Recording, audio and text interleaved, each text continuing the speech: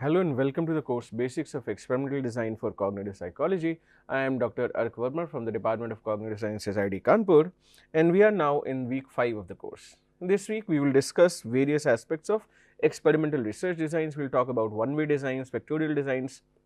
We will also probably talk about issues that must be taken into account when we are designing experiments such as reliability, validity and so on.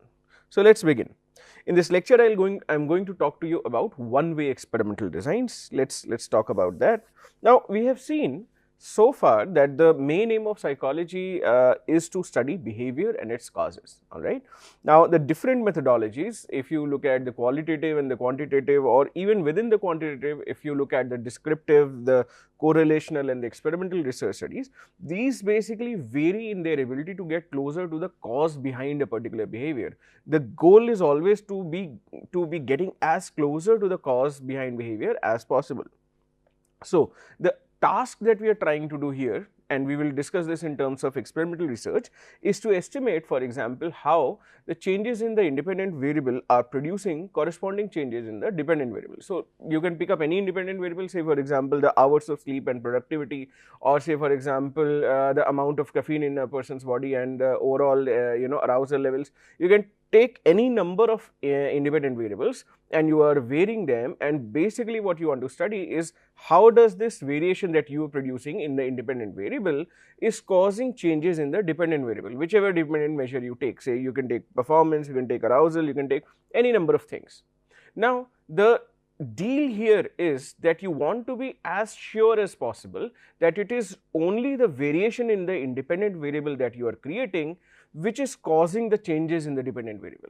It is possible, and we have seen that in correlational research, that while you are sort of placing a bet, waging this on your independent variable that you are varying, but there are common causal variables, there are spurious variables possible that are actually affecting both. They are actually affecting the independent variable as well as the dependent variable. There are also other factors that are probably affecting the dependent variable, but in addition to the effects that are being caused by your independent variable. So, these are some of the things that we try to take care of when we design good experiments. Let us try and see where it goes.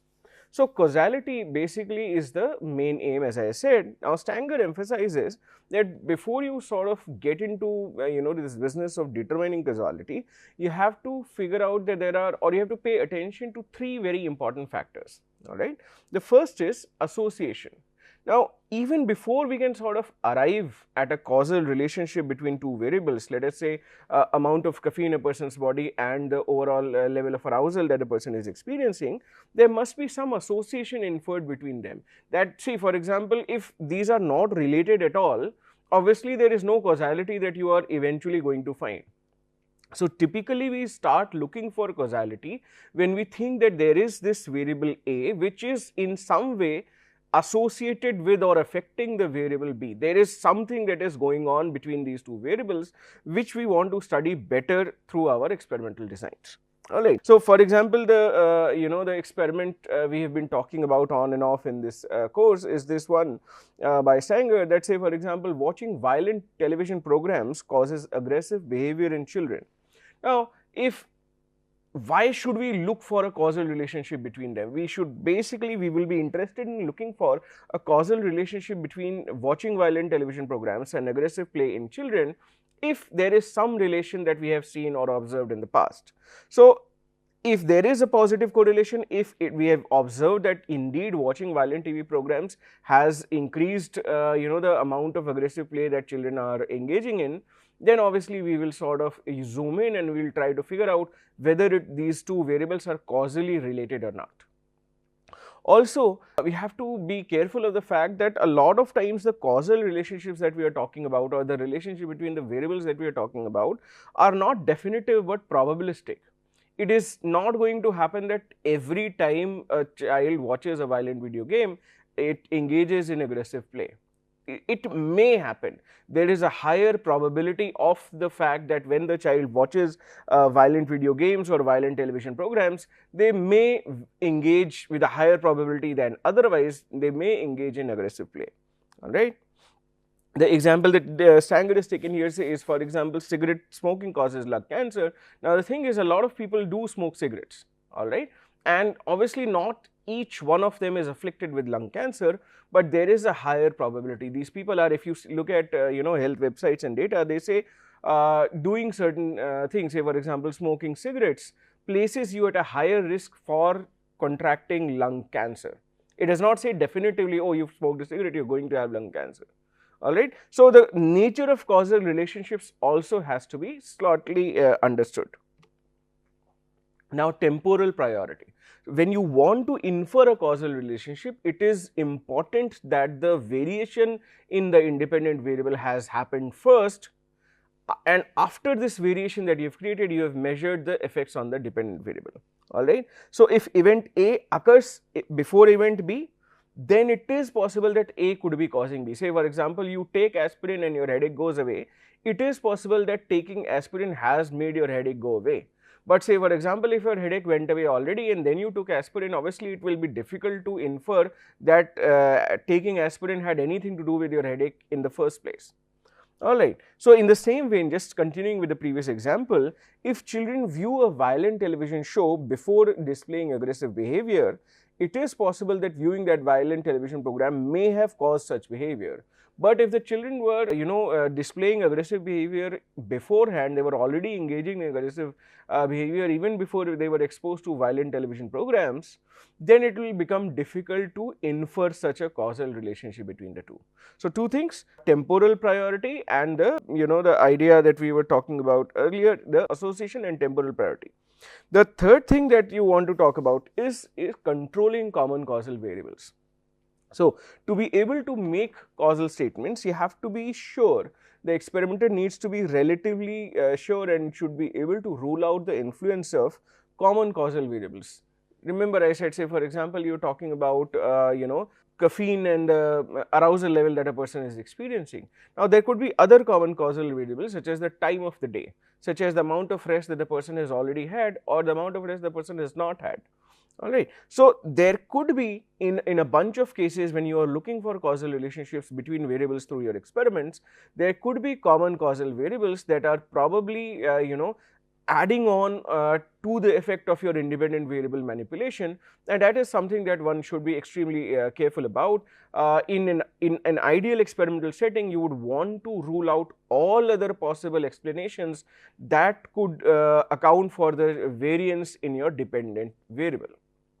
Alright. So, the idea is that the experimenter needs to be sure that the effects of the dependent variable are solely and only due to the experimental manipulation in the independent variable. So, these are the three things: association, temporal priority and control of common causal variables that have to be attended, that have to be taken care of when you are looking for causal relationships between variables.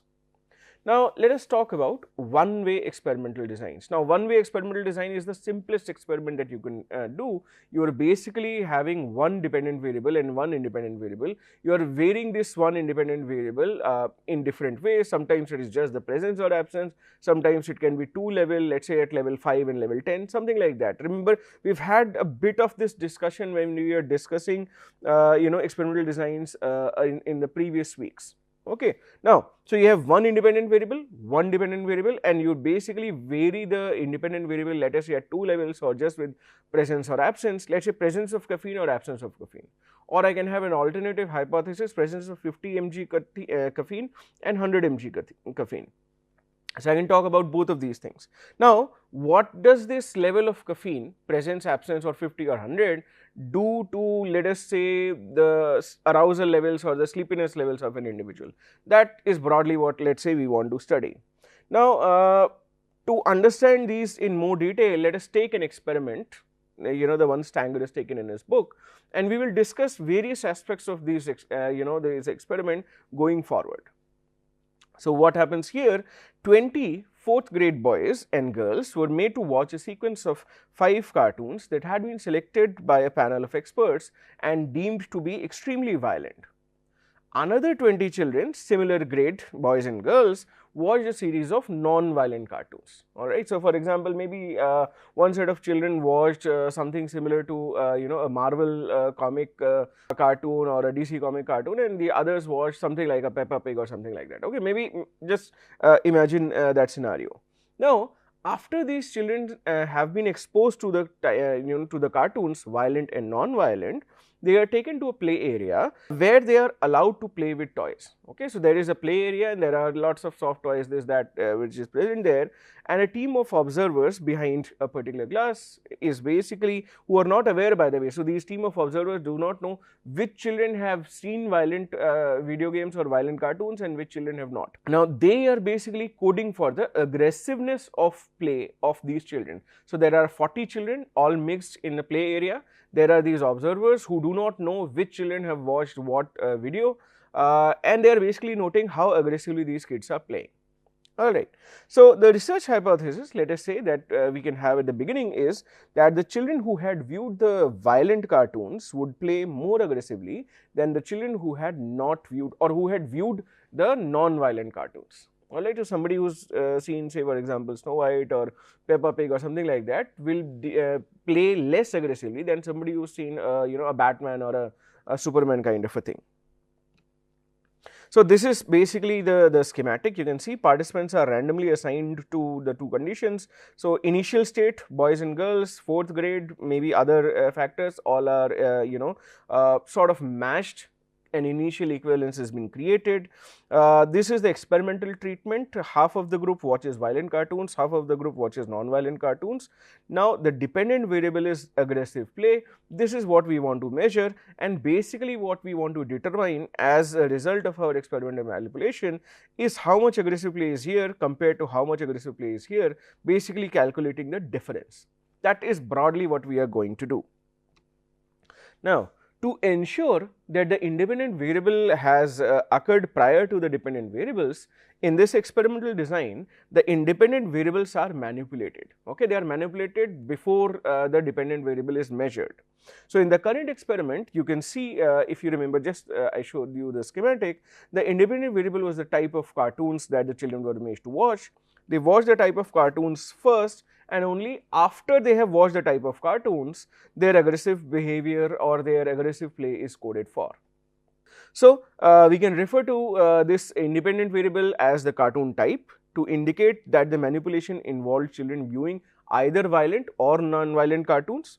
These different aspects of the independent variable are called levels. See, we can have presence, absence, or we can have level 1, we can have degrees of that, but we will talk about it at some point. Now, those different levels of the independent variable are referred to as levels. That is, violent cartoon is one level, non-violent cartoon is another level, and these can also be referred to as conditions. So, there are two conditions in our experiment. In one condition, the kids watch violent cartoons, in another condition, the kids watch non-violent cartoons. Now, remember, we talked about initial equivalence. Look at this, we talked about initial equivalence. Even before the independent variable can be manipulated, even before the treatment is in play, we have to create initial equivalence. There should not, so the participants should not enter the experiment already with differences. You are assuming as an experimenter that before you create the experimental manipulation, the participant sample that you have is equivalent to each other in all respects. Okay, so typically you will see in behavioral experiments, what you do is we take care of handedness, vision, we take off prior experiences, tiredness, fatigue, and so on. So let us see what can be taken care of here.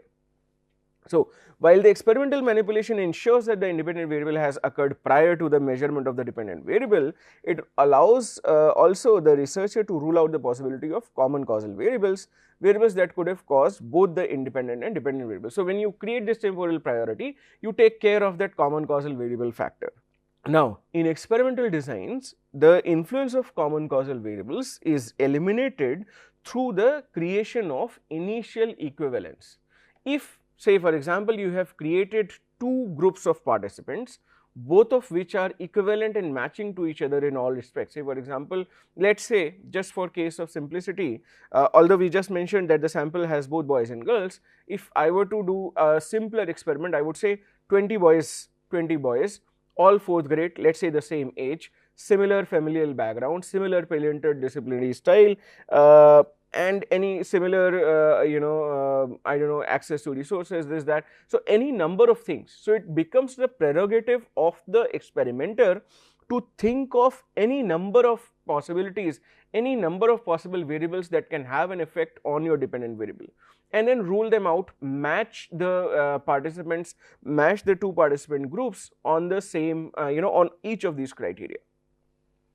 So equivalence can be created, that's what we are talking about. Equivalence can be created either through using different but equivalent groups. So you can have one group, let's say group 1 watches violent video games, group 2 watches non-violent video games, you can have that.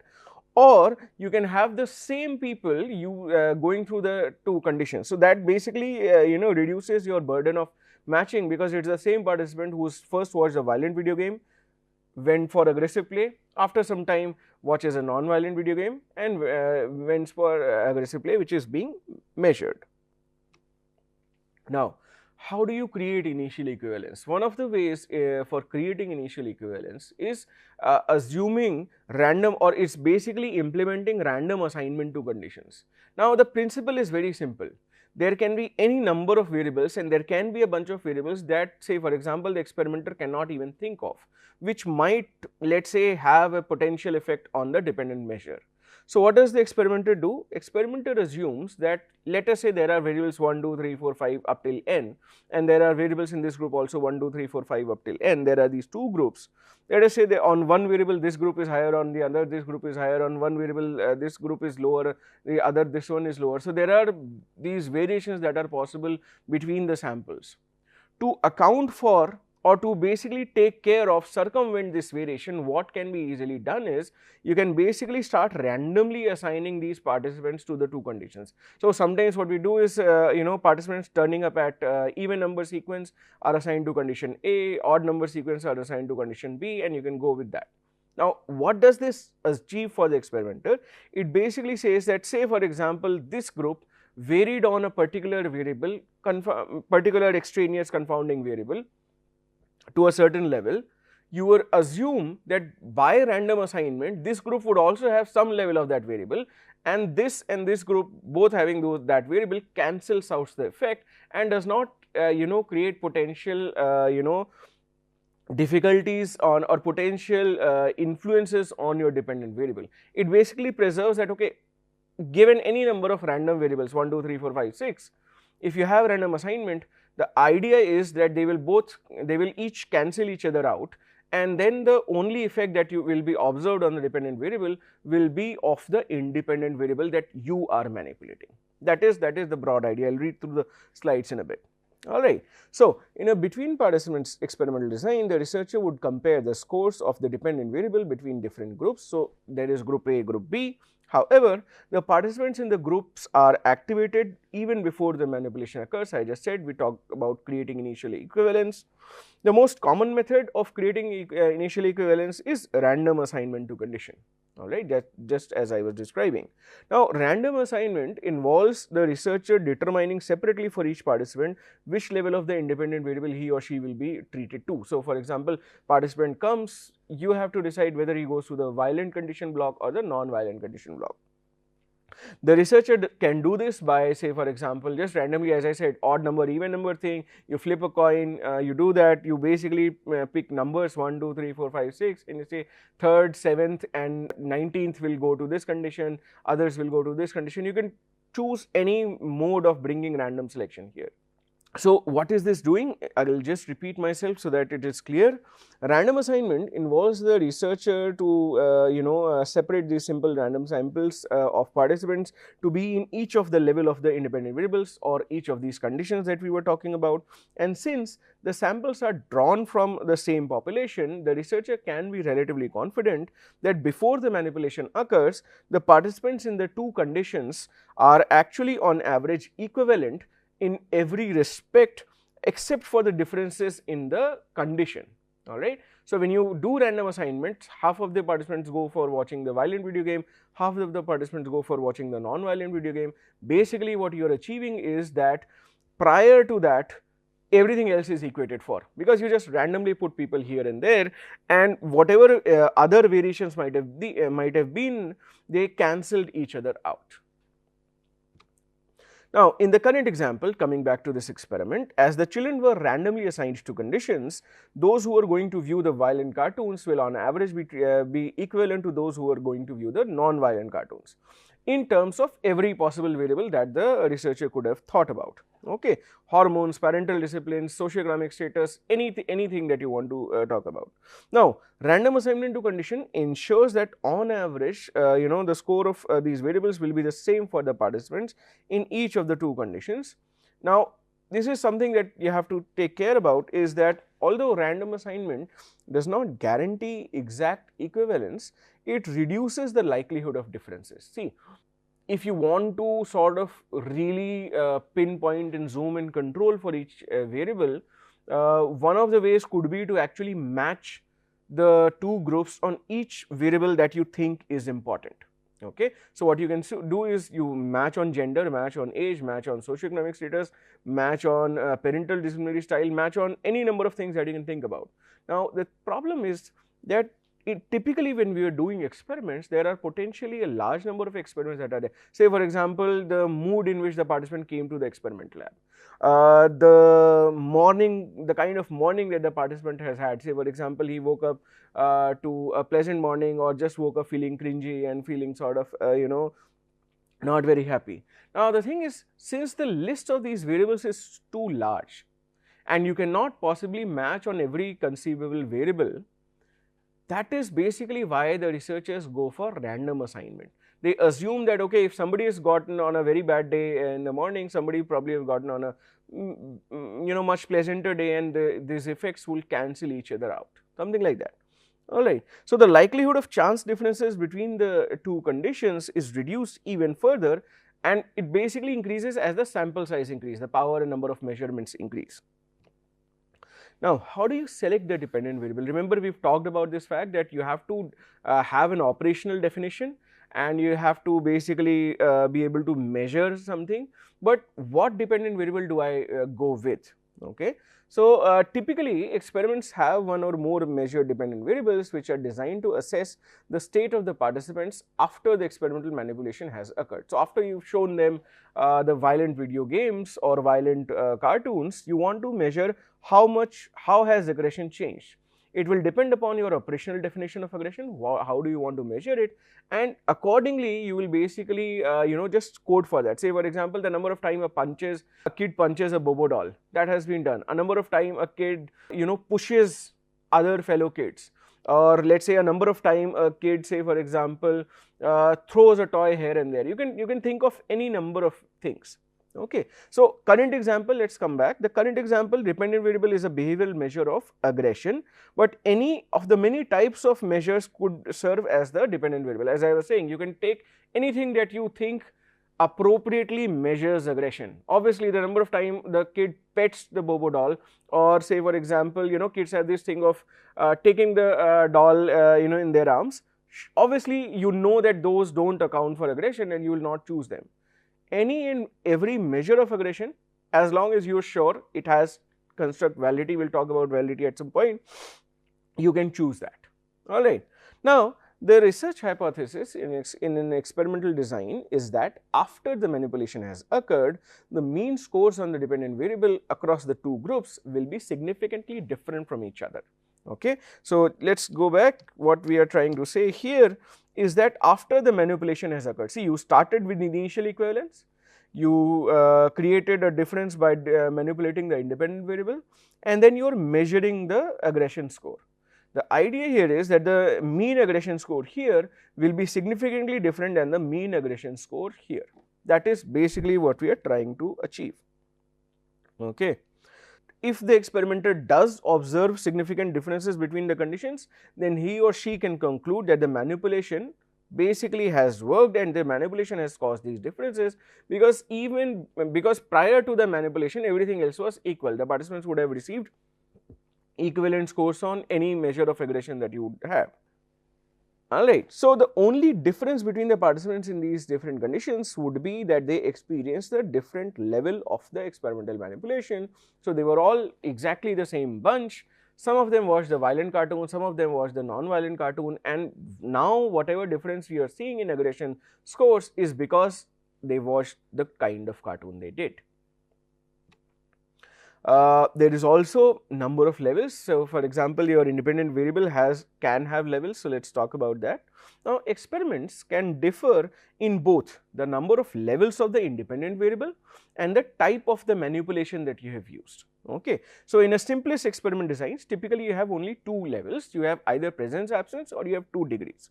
So, sometimes, as I am saying, sometimes it could just be the presence of a variable or absence of it. So, viewing violent cartoons versus viewing non-violent cartoons, you can also have viewing a violent cartoon and not viewing anything at all. Alright. In such a case, the level in which the situation of interest is created, because you wanted to measure the effect of watching violent cartoons. So, watching violent cartoons is treated as your experimental condition, and watching non-violent cartoons is treated as your condition of control. So, it is your control condition. So, there is an experimental condition, there is a control condition. Experimental condition where the manipulation is occurring, a control condition which can be used as a baseline. Remember, we have discussed this earlier as well. You have to add control conditions so that it provides some reference against which thing is against which aggression is measured. So, there can be different kinds of control and the experimenters need to decide about which kind of control they want to use. Alright. So, the control conditions normally designed to be the same as the experimental condition in all respects, just the watching of the cartoon, the type of cartoon is different. That is why a better control condition is not absence of watching cartoons, but it is the some cartoon. Here also people are seeing cartoon, here they are seeing violent cartoons, here they are seeing non-violent cartoons. So, in the current example, for example, in the current experiment, for example, the children in the control condition watched violent rather than non-violent cartoons. In another instance, it could be possible to let some children watch 10 violent cartoons and other children watching 5 violent cartoons. You can play with the degrees as well. In this case, 5 can be treated as a baseline condition, 10 can be treated as an experimental condition. Here, watching violent cartoons is treated as an experimental condition, watching non-violent cartoons is treated as a control condition. You can obviously add more levels, and it is important sometimes. I will tell you why. So, typically with with experimental designs which have only 2 levels, it may be useful for testing some kinds of hypotheses. So, presence, absence kinds of things, okay, but it probably creates some limitations. What kind of limitations? Remember, we are talking about estimating a curve. If you have only 2 points, it will be difficult to know the nature of the curve, but if there are strategically sampled points across the overall curve, then you are in a better position to depict the nature of the curve. Remember that discussion we have had. So, now we are seeing it in action.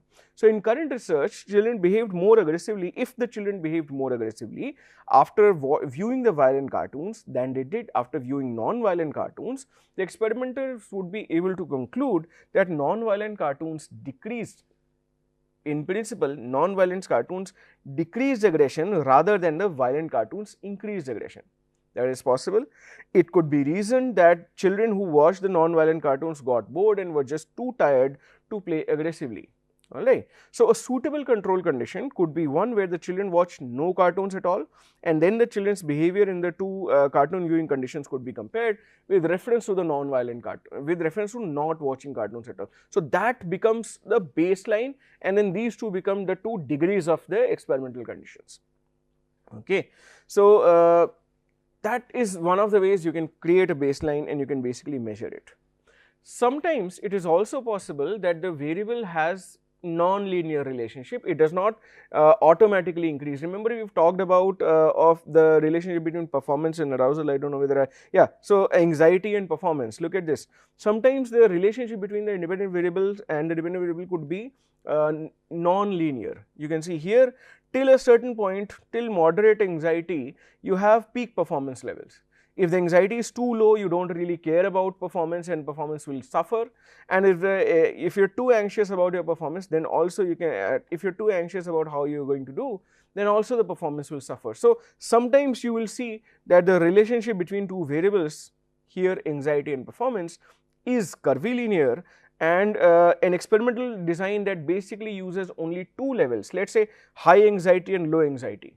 Now look at this here, if you use only high anxiety and low anxiety samples, then basically you will see you have a lower chance, or you have probably no chance of getting a difference between these two, because in both cases the performance is going to be low. So in these cases, what is better is to have multiple strategic levels of the independent variable. Let us talk about that. So, a limitation of experiments with only two levels is that in cases where the manipulation varies with the strength of the independent variable, it is difficult to draw conclusions about the pattern of the relationship between the IV and the DV. For example, as we just saw, some relations could be curvilinear such that increases in the independent variable causes increases in the dependent variable up to some point, but causes decreases at some other points that we saw. Remember, say as anxiety increases from low to moderate levels, performance will increase, but when it increases more from moderate to even higher levels, the performance is bound to decrease, because the person is extremely anxious, nervous, and will start making mistakes and will not be able to give the best of his performance. So, a two-level experiment could conclude that anxiety improved performance, or that it decreased performance, or that it did not change performance at all, if you have just sampled at 2 points in this curve. So, depending upon so experimenters will be in a better space to be able to figure out what is happening here, depending upon which specific levels of anxiety were sampled or were basically created as conditions in the experiment. Okay. So, experimenter that used 3 or more levels of the independent variable would be better able to demonstrate the relationship between anxiety and performance. That is why even in one-way experiments, it is not a bad idea to have multiple levels of the independent variable, sorry. Now, so far we have been talking about between group kind of studies. We have been talking about group 1 going to experimental condition, group 2 going to control condition. Obviously, it creates issues in terms of matching the two groups in absolutely all respects. So, an alternative could be that we ask these participants to do, to go through what is called a repeated measures design. So, the same group of people watch a violent video game or a violent cartoon, and then their aggressive behavior is measured for, and then after some time the same group of people watches a non-violent cartoon, and then their aggression is measured for. So, in that sense, your job in terms of matching the two groups of participants reduces. You can also work with a lower number of participants, it becomes more economical and more logistically feasible. Okay, so let's talk about it. Yeah, so while between subject designs may build upon random assignment of participants to different conditions of an experiment, a better alternative with better control would be if the same participants are put through both the experimental and the control conditions. When equivalence is created in this manner, this kind of design is referred to as a within participants or a repeated measures design, as the differences across the different levels are measured more than once. Okay, once you are measuring with the experimental condition, other time you are measuring with the control condition. We can test broadly the same research hypothesis from our current example as we were testing in the between participants design. Look at this here. Now, it is the same participant. Now, participants are randomly assigned first to violent cartoon condition, then they go through this entire thing, then they are they come back and they are assigned to non-violent cartoons watching, and then they are sort of going through this whole thing. See, aggressive dependent variable, you first made them watch violent cartoons and measured their aggressive play. Then after a gap, you are basically making them watch non-violent cartoons, then measuring aggressive play. Now, across conditions you are not measuring, you are basically comparing the differences between aggression scores after the participant had watched violent cartoons and after the same participant has watched non-violent cartoons. This is a possibility here. Let's look at how does this happen. Now, so this obviously, as it says, it creates control, it basically makes the experiment more powerful. So, let us talk about some of the advantages of these kinds of designs. First, as I just mentioned, is increased statistical power. A major advantage of repeated measures designs is that they have greater statistical power than the between participants design. alright, because the number of measurement increases. We will talk about that. Now, a child in our experiment, say for example, who happens to be in a particularly bad mood on the day of the experiment, and assume that this negative mood state increases her aggressive play. Let's say there is a child who came to our experiment in a bad mood, woke up on the wrong side of the bed, something happened, and then comes to the experiment, is already aggressive, and then sort of goes through the watching the violent video game and then aggression being measured. It probably could have happened that the two factors have added together, and there is this confounding of the dependent measure that is happening. Now, as the child could have been assigned to either the violent cartoon condition or the non-violent cartoon condition in a between participants design, the mean aggression in whichever group the child had been assigned to would have increased. The researchers, however, will not know that. They will have no way of knowing that the child's mood state influenced his or her aggressive play. On the other hand, in a repeated measures design, however, the child's aggressive play after viewing the violent cartoons can be compared to his or her aggressive play after viewing the non-violent cartoons. The same child which with the same level of residual aggression or prior aggression. In this case, although the bad mood might have increased the aggressive play, it would be expected to increase it in the same manner in both conditions. So, your dependent variable gets less affected. Also, there is obviously the economy of participants. So, another advantage of these repeated measures designs is that while, say for example, you needed 20 in the violent condition and 20 in the non-violent condition, here you can just do with 20 participants. So, you do not need 40, you just need 20 participants. There are also some disadvantages of the repeated measures design. Say for example, there are carryover effects. So, a problem could be that sometimes when you have the same participant going through the two conditions, they have memories, they are affected by this treatment, experimental treatment that you have done, and in that sense viewing the violent cartoons again, or say for example viewing violent cartoons leaves a lasting impression. Now, you tested this person once, and then after an hour, half an hour, 2 hours, you tested the person again. Now, the first time when the person watched violent cartoons, he collects some aggression, residual aggression from here as well, and then it goes through the non-violent cartoon condition. Now, there, if this person had not watched this, the aggression levels could have been different, but now because the person has watched the violent cartoon just couple of hours ago, it might be sort of inflating the value on that condition. So, it is possible that there are carryover effects between conditions when you are doing a repeated measures design. So, the second, that is what I was saying. So, the second measure of aggression may be influenced by both the non-violent cartoons and the violent cartoons that have been watched earlier.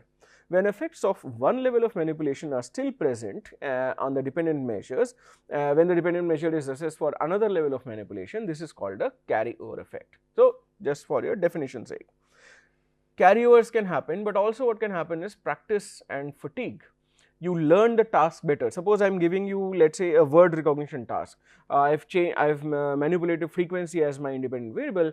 Now, what will broadly happen, and this is seen in a number of mega studies where they have 10,000 words and many blocks and so on, is that by the second, third, fourth, fifth block, maybe 20th or 30th block, if a larger experiment is there, the overall reaction times of the participants decreases and accuracy increases, because they are getting more and more familiar and practiced with the task. So, that can happen. So, these are practice effects. Participants will get better if they have done the task again and again for a given period of time. Also, what can happen is that the participant just gets tired on an afternoon after lunch. You get the participant to your lab, the participant is pressing buttons, giving you responses. You have a longish block, you have, let us say, a 40-minute experiment. It is possible that the participant will get tired, and if you take the participant again to another experiment or another block, another condition of the dependent variable, the fatigue kicks in and it starts affecting your measurement.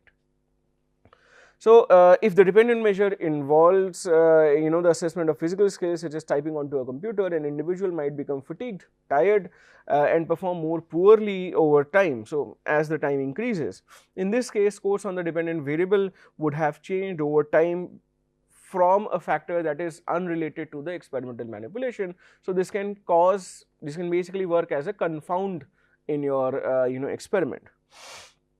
A possible solution to these carryover, practice and fatigue effects is to increase the time gap between the measurement of the two dependent variable conditions. So, it could be possible that children are made to view the violent cartoons on one day and then be observed for aggressive behavior, and then after a gap of a week or maybe more, they are brought back to view the non-violent cartoons and then their aggressive behavior is measured. So, you create this time gap, it basically takes care of both fatigue, carryover and practice effects.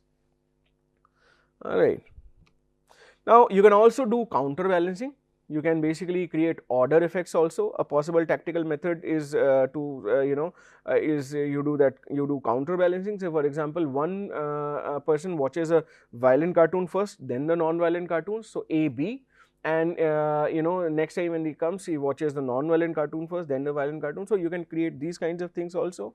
So, it in basically counterbalancing technically it involves arranging the order in which the conditions of a repeated measures experiment are experienced by the participants, so that each condition occurs equally often in each position.